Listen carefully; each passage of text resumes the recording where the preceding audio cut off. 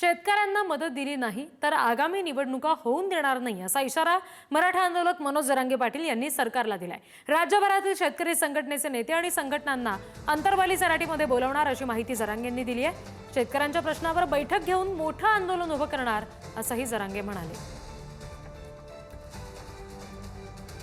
निवडणूकच होऊन देणार नाही तर राज्यात मला शेतकरी सगळे होऊनच द्यायचं नाही। ज्या राज्यात शेतकरी सुखी नाही काय निवडणूक घेतो रे? तुमचा गुलाल तिकडे फेका नाही एखाद्या नदीत वाड्यात जाऊन तिकडे। इथं आमचे मरायचे बरे आले, इथं संसार उद्ध्वस्त झाले सगळ्या शेतकऱ्यांचे।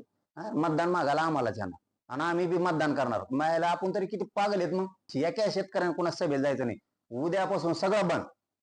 शेतकऱ्याने कोणा सभेला जायचं नाही, प्रचाराला जायचं नाही, नुसते हिंडून द्यायची नेते एकटेच। आमच्या गावात बॅलेट पेपर लावायचाच नाही, विषय संपला।